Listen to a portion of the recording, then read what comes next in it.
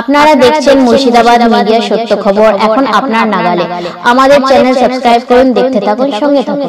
পরিষদের সদস্য স্বামী মহাবেদ আবেদন করেছিলেন, সেই আবেদনকে মান্যতা দিয়ে মাননীয় সাংসদ কল্যাণ বন্দ্যোপাধ্যায় একটি অত্যাধুনিক অ্যাম্বুলেন্স, সেই অ্যাম্বুলেন্স যেটি প্রদান করেছেন সেটি আজকে শুভ উদ্বোধন হলো এবং আপনাদের এই এলাকার মানুষের কাজের জন্য সেটি ব্যবহৃত হবে।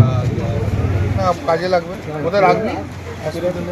ভেতরে যেন কাভার থাকে, এসি বেশি আছে তো, আর কাভার জায়গায় যেন ভালো জায়গায় যেন।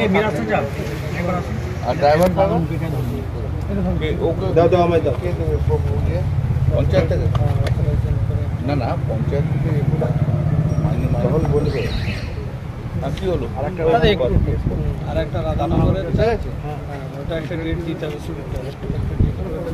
বলো কি বলছো?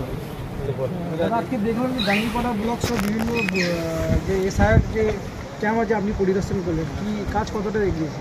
কাজ এগোচ্ছে, কিন্তু অসুবিধা হচ্ছে যেটা, সেটা যে বিএলওরা সমস্ত এন্ট্রি করতে পারছে না, সব জায়গায় তো নেট পাচ্ছে না। এবারে ওয়াইফাই অ্যারেঞ্জমেন্ট করতে হবে। এর আগে পঞ্চায়েতে বসে করছিল, তো পঞ্চায়েতে বসে করাতে ওই বিজেপির আছে না একটা, ওই বাংলা কেকো হোমো, ও এত কমপ্লেন করেছে কাঁথি, তার জন্য পঞ্চায়েতের দোকান বন্ধ করে দিয়েছে। হ্যাঁ, তো পঞ্চায়েত তাহলে তো ওদের তো একটা ওয়াইফাই চাই। তা আমি তো আজকে সিইওর সঙ্গে কথা বললাম যে ভাই ওয়াইফাই কই, ওয়াইফাই না হলে কী করে ওরা কাজ করবে? দিল্লিতে এয়ার কন্ডিশন ঘরে বসে চিফ ইলেকশন কমিশনার বড় বড় বক্তৃতা দিতে তো হবে না, তাকে আসতে বলো। এখন রুরাল গ্রাম বাংলার অবস্থাটা দেখতে বলো। ডিজিটাল বাংলা তো আর হয়, ডিজিটাল ভারতবর্ষ তো হয়নি, ওটা তো স্লোগান। কোনো জায়গায় নেট নেই, কোনো নেই, আমারই নেট পাওয়া যাচ্ছে না।